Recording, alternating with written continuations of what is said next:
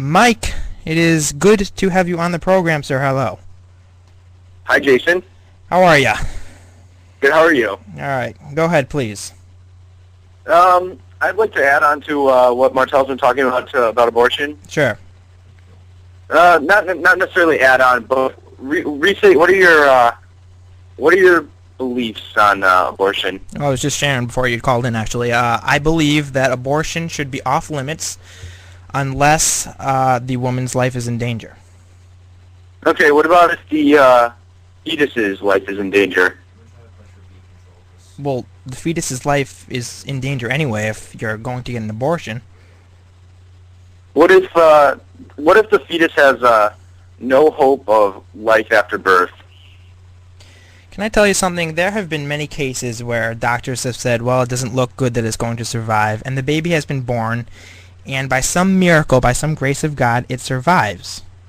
So I don't believe that's a good excuse for aborting a baby. Just simply saying that it's not going to survive. I don't buy that. And what about the cases where the baby is born and then the mother suffers great tragedy when the baby passes away at an early life, at an early age? What do you mean by great tragedy? Think about how say the baby is said by doctors that it does not have like a 95% chance of living for a disease, and the baby is born at an early age, and so the baby's born, and it dies at a young age, right? Yeah, and that's unfortunate. Yeah, think how awful that is and taxing it is on the mother or the father. So your solution would just be to abort the baby in the first place?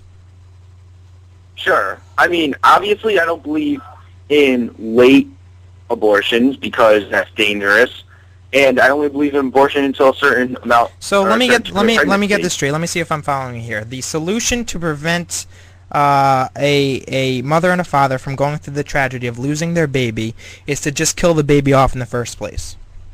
What's the sense of having life emerge from the mother if there's only a 95% chance of that baby, a 5% chance of that baby living, or a small chance of that baby living? Small chance I don't care about. A chance is a chance.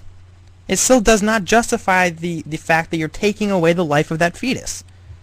At what point do you believe that it is a human life form? At what point? I believe it's a human life at conception. So when sperm meets the egg? That is conception, yes. Okay. And let me just ask, this is going to sound off topic, but do you believe that welfare should be eliminated? Do I believe? No. Do you believe... Well, see, that's just the thing that I'd like to argue against the small group of conservatives that believe welfare should be eliminated, or... I don't know of any I don't know of any conservative that wants to eliminate welfare altogether. I think it needs to be reformed. But I don't think it needs to be... Well, there's a difference between reforming welfare and eliminating it. I know that. So what's your point? That when welfare is harder to access, or it's not giving as much money... Can I ask you a question, Mike? Sure. How are you connecting this to abortion? Because you jumped very, very quickly from abortion to welfare. I know. I was just about to say, when welfare does not hand out as much money, and it gives to struggling families, when that fetus is not aborted, say it is going to be born, it's going to be born into poverty in lots of cases. So when welfare is harder to access, to me, it just creates a circle of poverty that's very hard for a lot of people to get out of. Mike, you're thinking of all these situations of what could possibly happen to the baby after it's born, but not a single one justifies killing it.